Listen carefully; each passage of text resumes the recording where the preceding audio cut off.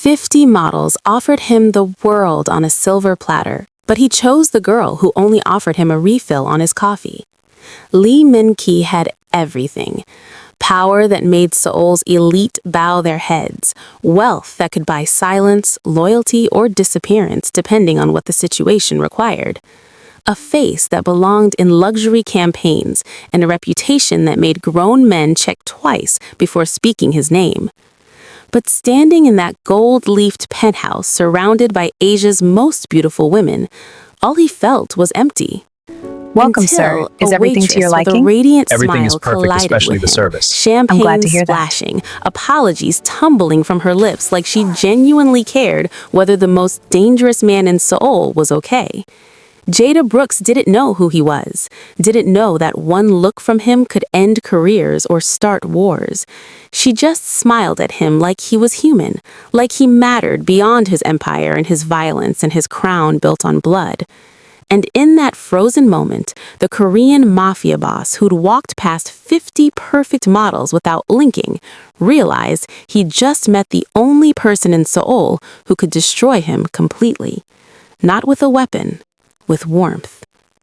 Before we dive into today's story, if you're new here, welcome to Seoul Afrokorean Crown, where we bring you the most emotional, cinematic romance stories that'll have you hooked from the first word. If you love dark romance, forbidden love, and stories about powerful men falling for ordinary women, you're in the right place. Don't forget to like and subscribe. It really helps us bring you more content like this. And stick around until the end, because this AMWB Mafia romance will take you on a journey you won't forget. Now, let's get into the story. Min-ki had arrived at the Shilla penthouse exactly 30 minutes after the gala began. Late enough to avoid the desperate early arrivals, early enough that his absence wouldn't be noted as disrespect. Fashionably powerful timing, Taehyung called it.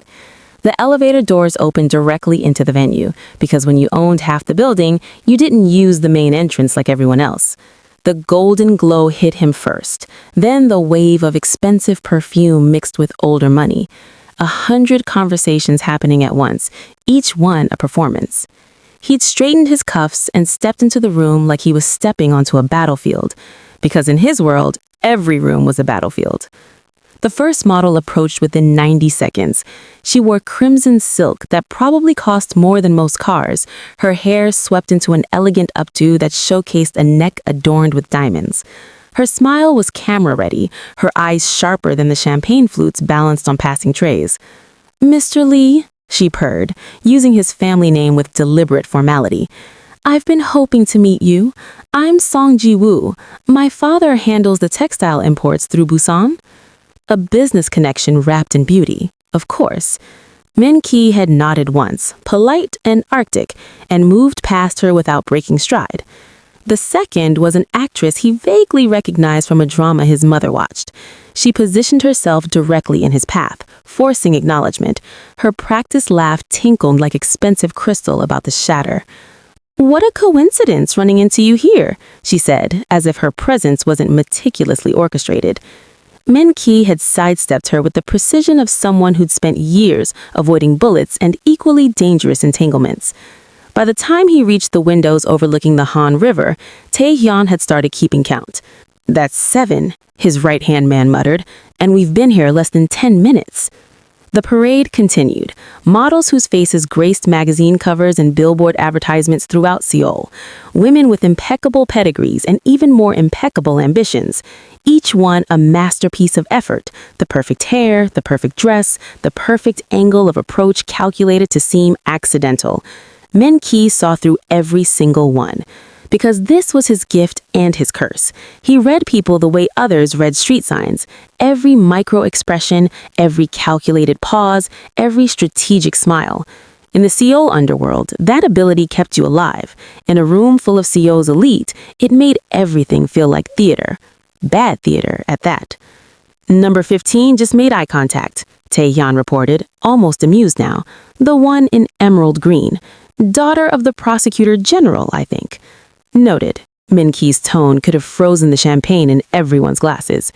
He wasn't here by choice. His mother had insisted, wielding maternal guilt like a weapon more effective than anything in his actual arsenal.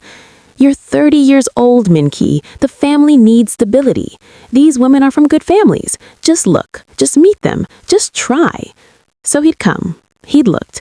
And he'd felt nothing except the familiar weight of expectation pressing down on shoulders that already carried an empire built on blood and shadow.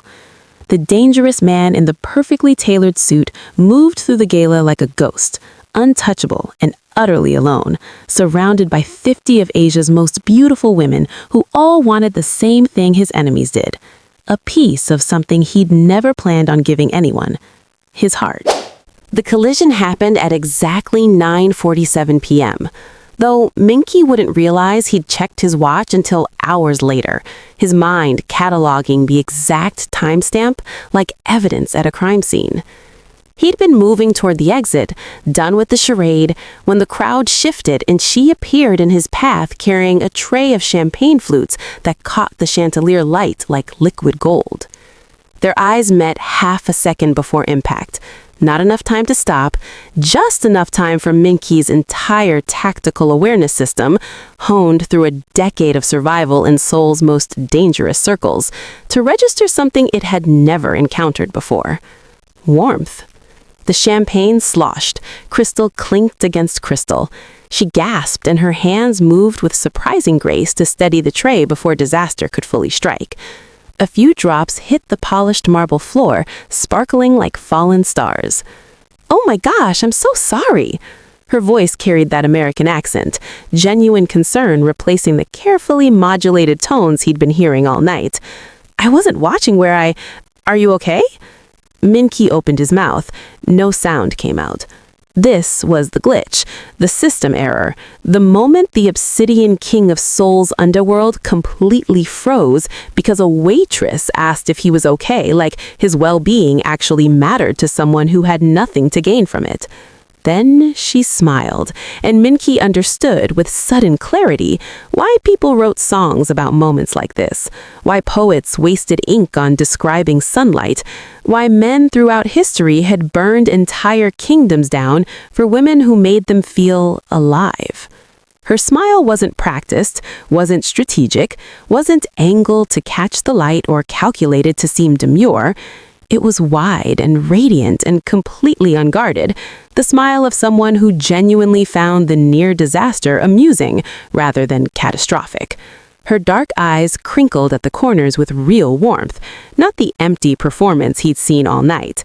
She looked at him like he was just a man, not a dangerous man, not a powerful boss, not the heir to a criminal empire who could end careers with a phone call, just Min-ki.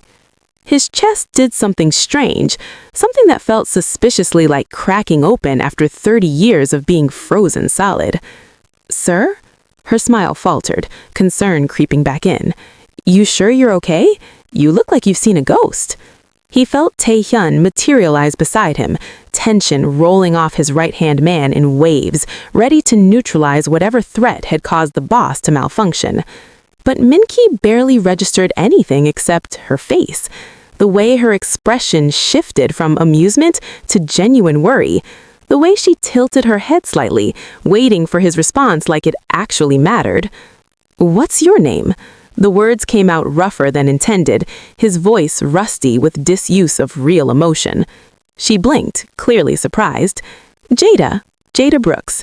That devastating smile returned, smaller but somehow more intimate. "And you are?" She didn't know.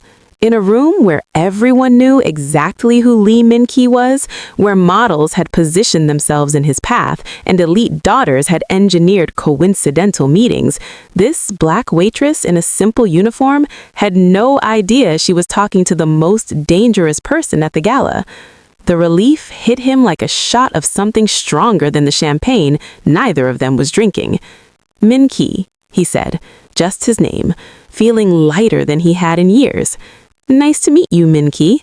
She shifted the tray with practiced ease. "I should get these refilled before my supervisor notices. Try not to run into any more waitresses, yeah?" She winked and disappeared into the crowd. and the dangerous man stood frozen, his entire world tilting on its axis because of a smile that asked for absolutely nothing in return. Tae-hyun had the information by noon the next day. Jada Brooks, 26, American citizen with a work visa teaching English at a private academy in Gangnam. The gala had been extra income. She worked events 3 weekends a month through a staffing agency. Lived in a one-room apartment in Itaewon. No criminal record, no debts beyond student loans, no connection whatsoever to Seoul's underworld or its glittering upper class. Completely, devastatingly ordinary. Min-ki read the file twice, memorizing details that had nothing to do with threat assessment and everything to do with the way his chest had felt when she smiled. "Want me to arrange a meeting?" Tae-hyun asked carefully. "I could have flowers sent, dinner reservation at..." No. Min-ki closed the folder. Not yet. Because men like him didn't just walk into the lives of women like her. They brought shadows with them, danger, the kind of darkness that swallowed ordinary things whole and left nothing but wreckage behind. So instead, he became a ghost. The blacked-out Genesis SUV idled across from the English Academy Wednesday evening, tinted windows hiding Min-ki's presence as students filed out into the November cold.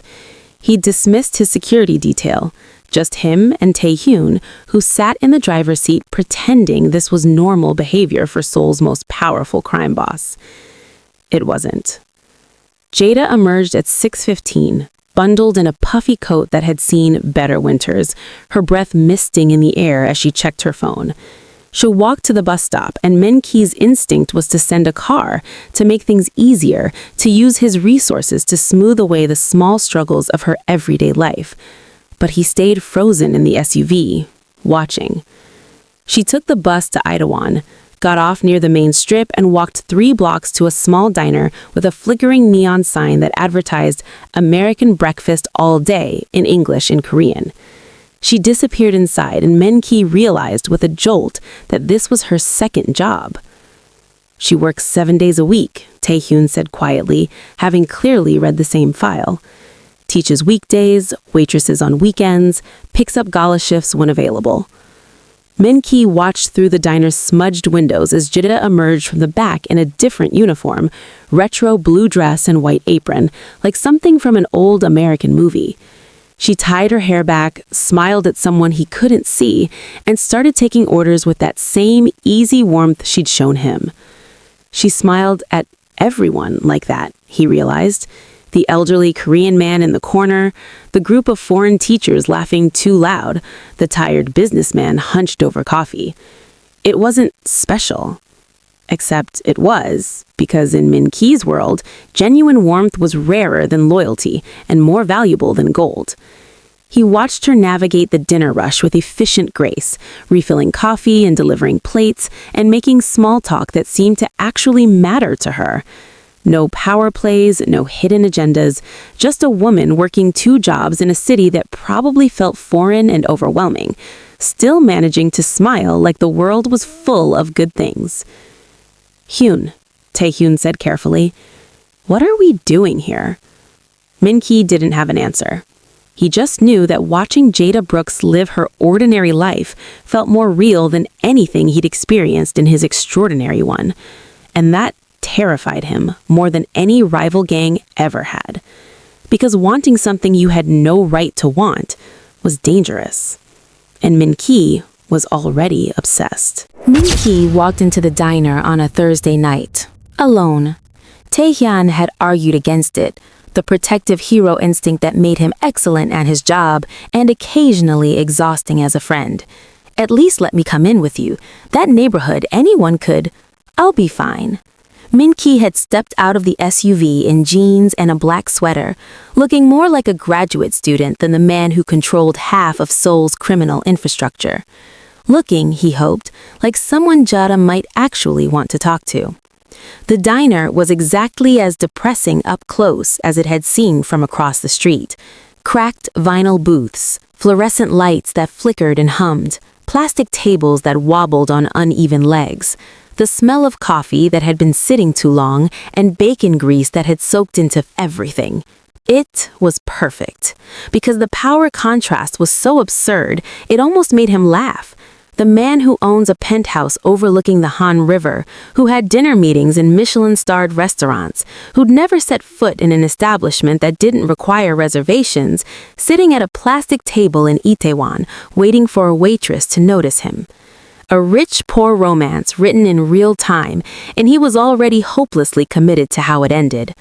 Jada appeared from the kitchen, order pad in hand, and froze mid-step when she saw him. Recognition flickered across her face, surprise, confusion, then that smile breaking through like dawn over the city. Min-ki? She crossed to his booth, genuine pleasure in her voice. What are you doing here? I heard the coffee was good. The lie came easily, though the truth, I've been watching you for 3 days like a stalker because I can't stop thinking about your smile, probably wouldn't have gone over well. She laughed, glancing at the ancient coffee pot on the warmer. Okay, whoever told you that was messing with you. The coffee here is absolutely terrible. She pulled out her order pad, her professionalism slipping back into place. But the pancakes are decent and the burgers won't kill you. Pancakes then. He didn't care about the food. He cared about the way her eyes crinkled when she smiled, the way she tucked a strand of hair behind her ear, the way she existed in this space so comfortably while he felt like an alien trying to pass for human. Pancakes at 8 p.m. Interesting choice. She scribbled on her pad. Coffee even though I warned you? Please. She started to walk away, then paused, turning back with curiosity replacing amusement. Can I ask you something? Anything. That gala last week, what were you doing there? You didn't really seem like you wanted to be there. Maternal obligation, social performance, the exhausting theater of being Lee Min-ki. Charity event, he said instead. My mother insisted. Ah, Jada nodded knowingly. Korean moms, I've heard they're a special kind of unstoppable force. You have no idea. Her laugh was warm and unguarded, and Min-ki felt something in his chest settle into place, a piece of himself he hadn't known was missing until a black waitress in a retro diner uniform smiled at him like he was worth knowing. I'll get those pancakes started, she said, and walked away humming something under her breath. And the dangerous man sat at a plastic table in the cheapest diner in Itaewon, feeling wealthier than he ever had in his penthouse because for the first time in his life, someone saw him without seeing everything else first. The forbidden love had already started. He just didn't know yet how much it would cost him. Min-ki came back to the diner 6 times over 2 weeks before Jada agreed to meet him outside of it. Just coffee, she'd said. Home day, somewhere public and bright and safe. She didn't know yet that nowhere in Seoul was truly safe from him, that his reach extended into every neighborhood, every business, every shadow, that the entire city existed under his protection or his threat, depending on which side of his organization you fell on. She found out on their 3rd actual date. They were walking through Gyeongbokgung Palace on a cold Sunday afternoon, Jada explaining the history she'd learned in her Korean culture class, when Min-ki's phone buzzed with the specific pattern that meant emergency. He'd stepped away to take the call, turned his back for 90 seconds, used the voice he reserved for business, cold, clipped, absolutely final. Handle it. I don't care how. I want it done before midnight and I want it clean. When he turned back, Jada's expression had shifted from curious to carefully blank. What kind of business are you in, Min-ki? Her voice was quiet, controlled, the same tone she probably used with difficult students. He could have lied, should have lied, but something about the way she looked at him, like she already knew and was just waiting for confirmation, made deception feel worse than honesty. The kind you don't ask questions about. She laughed, but there was no warmth in it. That's literally the most ominous answer possible. She wrapped her arms around herself, despite her heavy coat. My roommate warned me about you, you know, after the 2nd time you showed up at the diner. Warned you? She's Korean, grew up in Gangnam. She recognized your name. Jada met his eyes directly, unflinching. Said Lee Min-ki wasn't the kind of man ordinary girls like me should get involved with, that your family controls things that aren't supposed to be controlled, that people who get too close to you tend to disappear into Seoul's underworld and come back different, if they come back at all. The forbidden love tension crystallized between them like frost, beautiful and sharp enough to cut. She's right. Min-ki kept his voice steady, even as something in his chest was screaming at him to lie, to downplay, to keep Jada in his life by any means necessary. I would burn Seoul to the ground before I let anyone touch you, he said quietly. But no, you're not safe. You haven't been since the moment you smiled at me. Jada tried to end it after the palace conversation. Sent a text saying she needed space, needed to think, needed to protect herself from a situation that was clearly spiraling into something dangerous. Min-ki had respected it for exactly 4 days. Then Taehyun called at 11 p.m. on a Friday with security footage that made Min-ki's blood turn to ice. The incident happened outside the Itaewon diner during Jada's closing shift. A low-level loan shark from a rival operation, too stupid to recognize Min-ki's protection when he saw it, had cornered her in the alley where staff took out trash. The footage showed Jada backing away, her body language screaming discomfort even through the grainy security camera. The thug stepping closer, blocking her path, his intentions crystal clear. Min-ki was in his car before Taehyun finished the briefing. He arrived to find Jada still in the alley, the man's hand on her arm, his other hand reaching for her face. She was trying to talk her way out, always so brave, his Jada, but fear sharpened her voice in ways that made something primal and violent wake up in Min-ki's chest. Step away from her, his voice cut through the November cold like a blade. Now. The thug turned, annoyance on his face until he actually saw who'd spoken. Recognition hit him like a physical blow. His hand dropped from Jada's arm so fast he nearly stumbled. Sejangnim, I didn't. She's yours? Doesn't matter. Min-ki moved forward with the predatory grace that made enemies think twice and subordinates avoid eye contact. You put your hands on a woman who said no. That's reason enough. The protective hero instinct that Taehyun had worried about, the possessiveness that came with loving something in a world built on violence, took over completely. This wasn't about territory or business. This was about Jada looking scared and Min-ki's absolute inability to tolerate that. I was just talking to her, I swear. You were just talking with your hand on her arm? Min-ki's voice dropped to the register that preceded bloodshed. Blocking her exit? Making her uncomfortable enough that she's shaking? Sejangnim, please. You have 10 seconds to leave Itaewon. If I ever see you in this neighborhood again, if I ever hear you've looked at another woman the way you just looked at her, they won't find enough of you to identify. Min-ki smiled. Cold and absolutely sincere, and trust me, I'll make sure they look. The man ran, actually ran, stumbling over his own feet in his desperation to escape. Min-ki turned to Jada, the Mafia boss mask dropping away to reveal something raw underneath. Are you hurt? Did he? I'm fine. But she wasn't. Her voice trembled, adrenaline still flooding her system. Min-ki, you just... Terrified you? He stayed back, giving her space, hating the fear he could see in her eyes now. Fear of him, not for him. I'm sorry you had to see that, but I meant what I said at the palace. I will burn this entire city before I let anyone hurt you. She stared at him for a long moment, breathing hard, processing what she'd just witnessed. The dangerous man, the Seoul underworld, the reality of who Lee Min-ki actually was when someone threatened what belonged to him. Then she closed the distance between them and kissed him, fierce and desperate and utterly fearless. I'm terrified, she whispered against his mouth, but not of you, never of you. And Min-ki understood that love at first smile had just become something infinitely more complicated, something worth fighting for, worth killing for, worth dying for, if it came to that.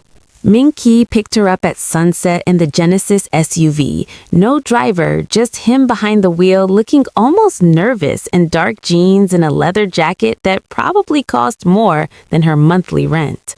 "Where are we going?" Jada asked, sliding into the passenger seat in her favorite yellow dress, the one that made her feel like sunshine, she told him once. "Everywhere." He pulled into Seoul traffic with the confidence of someone who'd navigated far more dangerous roads. "I want to show you my city." He took her to the rooftop of a building in Gangnam that his family owned, 30 floors up with the entire city sprawling beneath them like a circuit board of light and life. The Han River snaked through it all, bridges lit up like jewelry connecting one side of Seoul to the other. "This is how I see it," Min-ki said quietly, standing close enough that their shoulders touched. "From above, distant, like a strategy map where everything has value and purpose and position." "It's beautiful," Jada breathed, "but it's lonely up here." Yes, he'd never admitted that to anyone. It is. She took his hand, lacing their fingers together. "Okay, my turn. Come on." Jada dragged him back to street level and led him through in Sarang like she'd lived in Seoul her whole life instead of just 18 months. She showed him the tiny tea house where an elderly woman served jasmine tea in chipped cups and remembered every customer's name. The street vendor who made hotek that actually tasted like someone's grandmother's recipe. The bookstore tucked away on a second floor where you could sit and read for hours without anyone pressuring you to buy. "This is Seoul's soul," she said, pulling him into a narrow alley where an artist was painting murals of forgotten Korean legends. "The parts you can't see from rooftops, the people who make this city worth living in, not just controlling." Min-ki watched her talk to the artist in broken Korean, her smile bright enough to compete with the streetlights, watched her buy hotek from the vendor and insist Min-ki try it while it was still hot, laughing when he burned his tongue, watched her exist in his city like she belonged there, not as an outsider, not as someone temporary, but as someone who'd found home in Seoul's hidden corners. "You see it differently than I do," he said as they walked along the Shengye-chun stream, the water reflecting lights from bridges above. "Because I'm not trying to own it," Jada leaned against the railing, looking at him with those warm eyes that saw too much. "I'm just trying to live in it. There's a difference." "Teach me." The words came out more vulnerable than he'd intended. "Teach me how to live here instead of just rule it." She kissed him there, beside the stream with soul flowing around them, the rich, poor romance made real, the AMBW romance that defied every expectation, the Mafia boss and the ordinary woman finding something extraordinary in each other. "Deal," she whispered, "but only if you teach me how to see the whole city the way you do, the strategy and the soul together." Deal. And for one perfect night, Seoul belonged to both of them, beautiful and dangerous and alive, just like what they were building together. The Council of Elders called the meeting 3 weeks after Min-ki stopped hiding Jada from his world. 7 men who'd built the Seoul underworld before Min-ki was born, who'd handed him power with the expectation that he'd preserve their legacy, sat around the table in the private room of a Gangnam restaurant that didn't officially exist. "We have concerns," Park Jin-soo said, the eldest among them, his voice carrying the weight of 40 years in organized crime. "About the American girl." Min-ki's jaw tightened. "Her name is Jada Brooks." "Her name is irrelevant," another elder, Kim Dong-wook, leaned forward. "What matters is what she represents, a distraction, a vulnerability, a stain on the purity of our organization." The word purity landed like a slap, its racist undertones barely concealed beneath business language. "Choose your next words carefully," Min-ki said quietly, the dangerous edge entering his voice. "Or what?" Park smiled coldly. "You'll threaten the men who made you? We're not some low-level thug you can intimidate, Min-ki. We're your council, your foundation. And we're telling you, the girl is a liability this organization cannot afford. She has nothing to do with business. Everything has to do with business." Kim slid a folder across the table. Your enemies are already circling. They see weakness.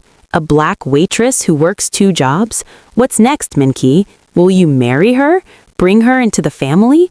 Dilute everything your father built? The disgust in his voice made Min-ki's hands curl into fists beneath the table. This is an ultimatum, Park continued. End it with the girl, or the council will end it for you. For her own safety, you understand. Seoul can be very dangerous for ordinary women who attract the wrong kind of attention. It wasn't a warning. It was a promise. Min-ki left the meeting with violence simmering beneath his skin, Taehyun already on the phone arranging additional security for Jada. He was halfway to her apartment when the call came through. Hospital, assault, Itaewon Alley, Jada's name. His world narrowed to a pinpoint of absolute fury. She was conscious when he arrived, a cut above her eyebrow being stitched by an ER doctor, her hands shaking despite her attempts to stay calm. 2 men, she told the police. Masks. They'd grabbed her after her shift, roughed her up, delivered a message. Tell your boyfriend the council sends their regards. Min-ki stood in the hospital hallway after, Taehyun beside him, staring at nothing while his mind calculated trajectories and consequences, and the exact body count it would take to protect 1 woman from an empire. They'll keep coming, Taehyun said quietly. As long as she's with you, she's a target. The forbidden love story everyone's romanticizing, to them, she's just leverage, a way to control you. I know. So what do we do? Min-ki looked through the window at Jada, brave and beautiful, and absolutely wrong for his world. The ordinary woman he'd fallen for, now paying the price for loving a dangerous man. His world wasn't just dangerous for her, it was a cage, a trap, a death sentence wrapped in luxury and power. I end this, Min-ki said. All of it. The relationship? The council.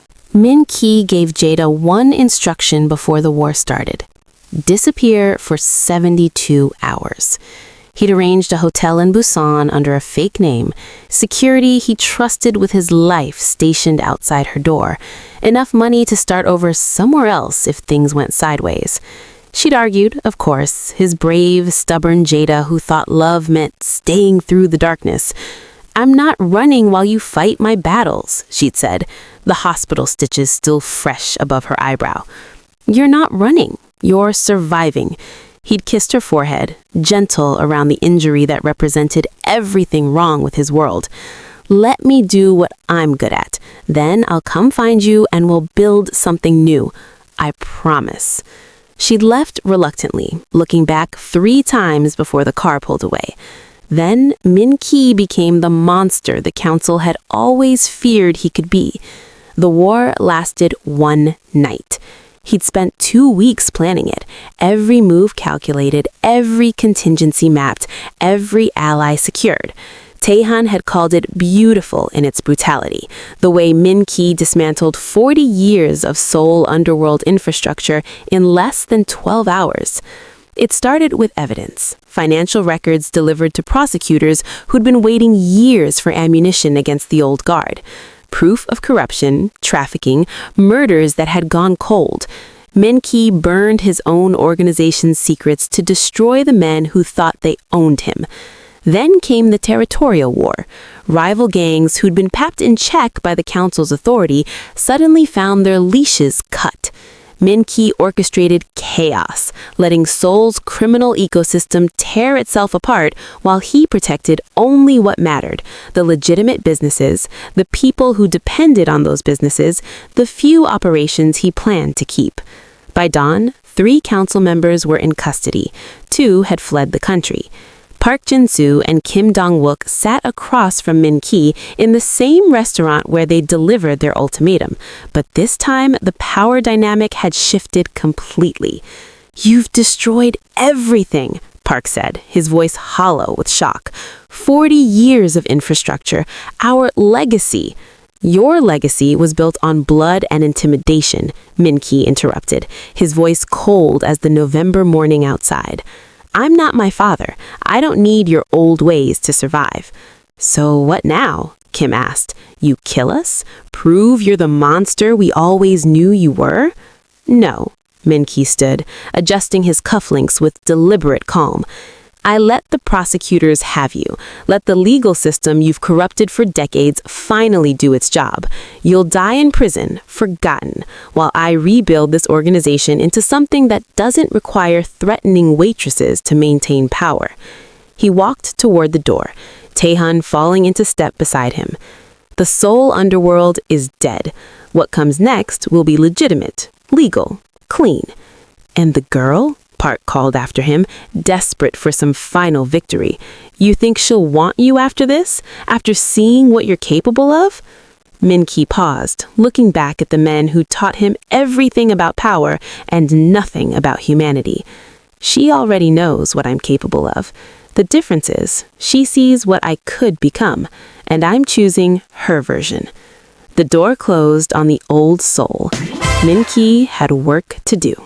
6 months later, Min-ki stood outside the same Itaewon diner where everything had changed, watching through the window as Jada refilled coffee for the morning regulars. She'd come back to Seoul 3 weeks after the war ended, texted him a simple message. Is it safe now? He'd wanted to say yes immediately, wanted to promise her safety with absolute certainty. But Min-ki had learned the hard way that some things took time to build properly. So instead, he'd replied, getting there. Give me a few months, please. She'd waited, trusted him, kept living her ordinary life while he dismantled an empire and rebuilt it into something that could exist in daylight. The transformation had been brutal. Lee Holdings was now a legitimate tech conglomerate. The illegal assets sold or shuttered, the criminal connections severed like infected limbs. Some of his father's old associates called him a traitor. Others called him visionary. Min-ki didn't care about either label. He cared about walking into a diner without bringing shadows with him. The bell chimed as he entered. Jada looked up from behind the counter, and for a moment, the entire world held its breath. Then she smiled.